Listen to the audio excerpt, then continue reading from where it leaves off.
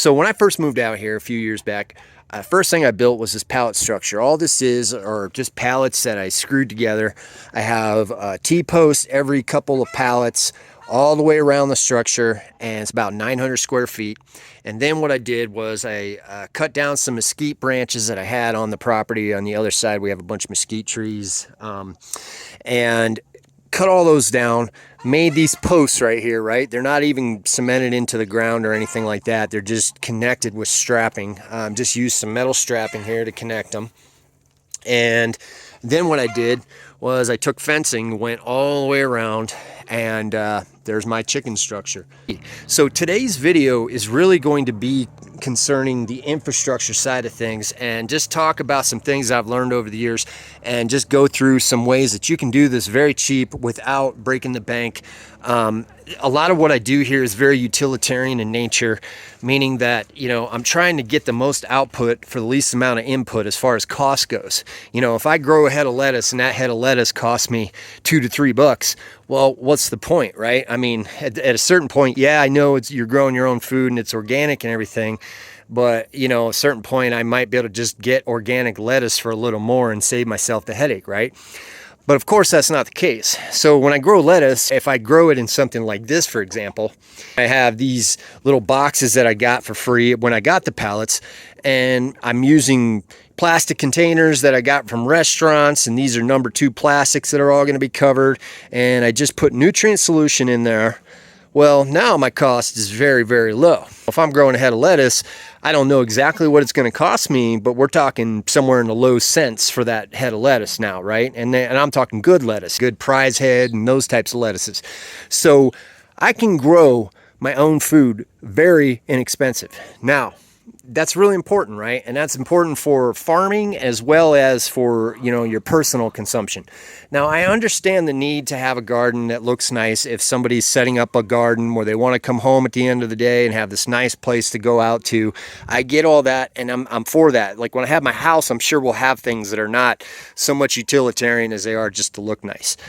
But for this purpose right here, this is almost all completely utilitarian. So this here, another pallet structure. This is a hoop house that I built. Now this is pallet base, okay? Same concept with the pallet fence that I made around this.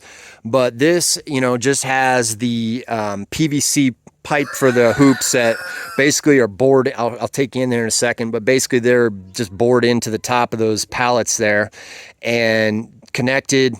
Put some plastic. The plastic's even recycled. This plastic was free. I got this from an aerospace place. And what we're going to tie into now is kind of networking a little bit. It's good to just know a few people. You don't have to know a lot of people. I'm not much of an outgoing person when it comes to networking, but if you just know a few people and you just let them know what you're doing, you'd be surprised at what you can get out of it, you know, because people want to help. Sometimes they'll just happen to work at a place where they see the waste. And that's another thing. People really don't like the waste. I mean, most people hate the waste. I mean, they just kind of have resigned themselves to that there's not much they can do about it, which in a lot of cases that's true. So if they see waste and they see that someone's going to use that and actually do something with it, well, a lot of times they'll be willing to help you just because, you know, same with the pallets and stuff. I mean, people are more than willing to give these things away most of the time when you go to smaller businesses because they don't have systems to get rid of this stuff. So they want it gone anyways.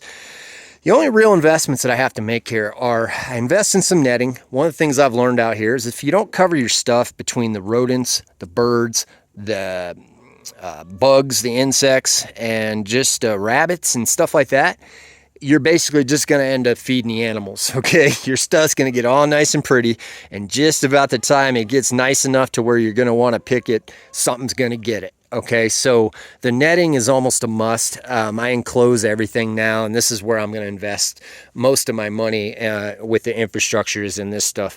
And this is just garden netting. You know, fortunately, it's fairly cheap. So, you know, you can get this stuff, but it is a cost nonetheless. So you try to find the best deals you can and, you know, get it bulk if you can do it. Another thing, probably shade cloth. If you can invest in some shade cloth, it's a good idea. Really just depends on where you live and how you set your gardens up. Although if you have enough pallets, you can almost set up a system that kind of shades itself in the afternoon, and you can get good shading just from that alone.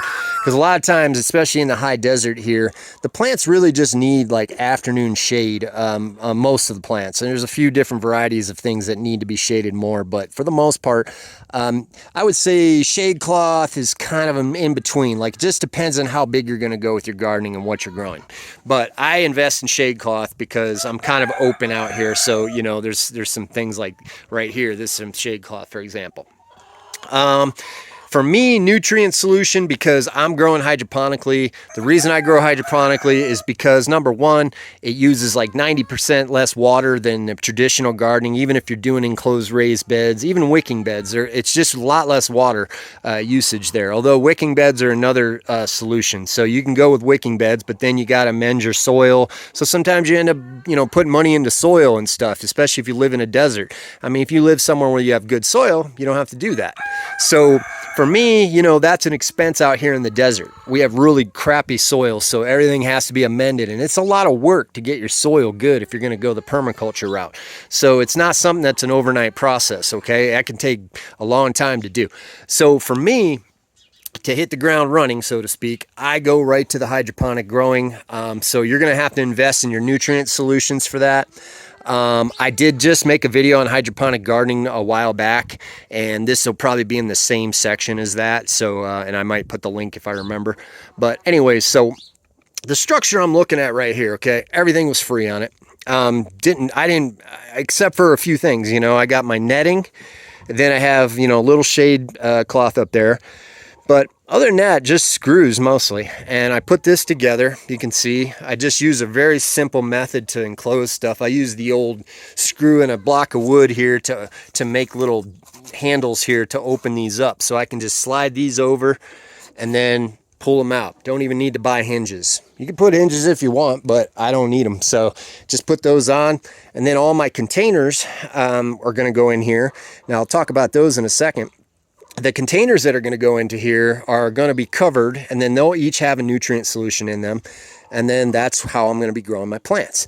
Now, as far as containers go, I knew someone who worked at a restaurant, a local restaurant, and they had access to just endless supplies of these containers, buckets, containers where it's all food related. So it's like #2 plastic. It's all food safe. As long as you keep it covered from the sun and don't let it heat up, this is probably the safest plastic you're going to use.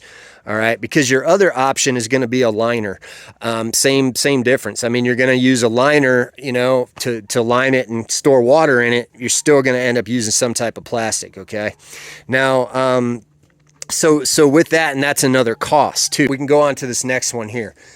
This right here is kind of cool, right? This is a hoop house. Now this little hoop house is unique in that it's buried in the ground, and if I can get you over here, I can show you what I got going on.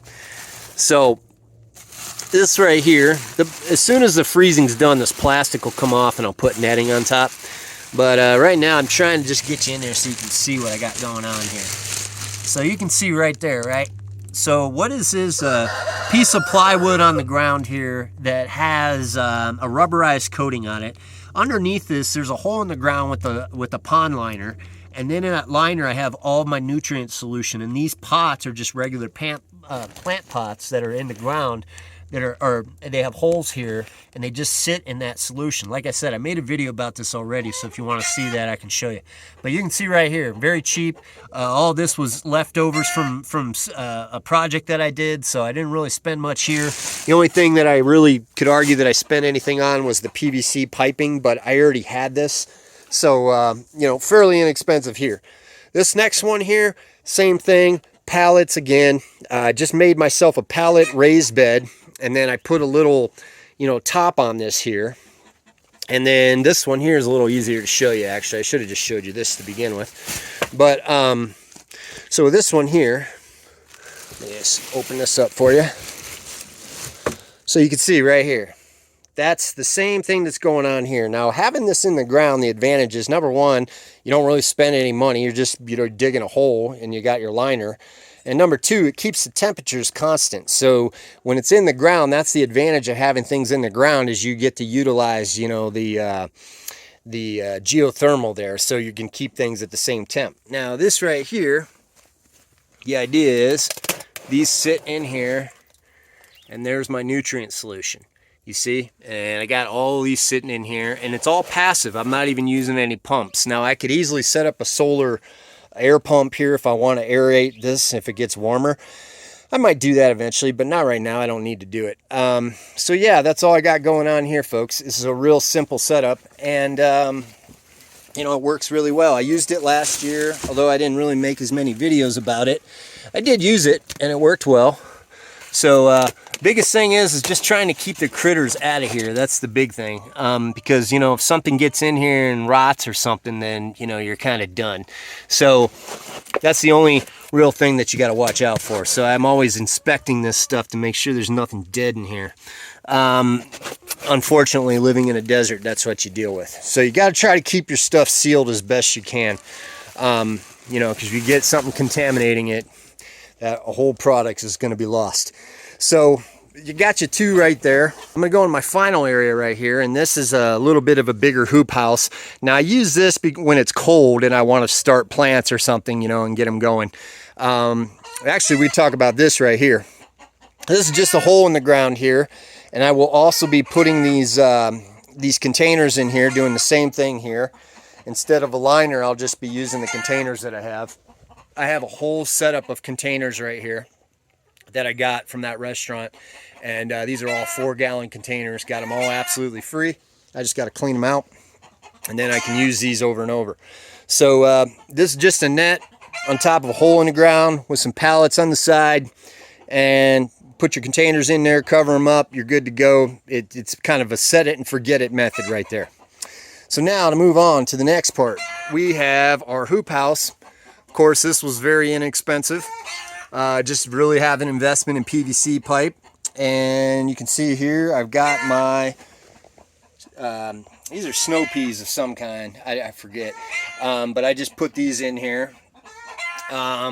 These bags have potatoes in them, so these are actually, I'm just germinating them right now. These are feed bags.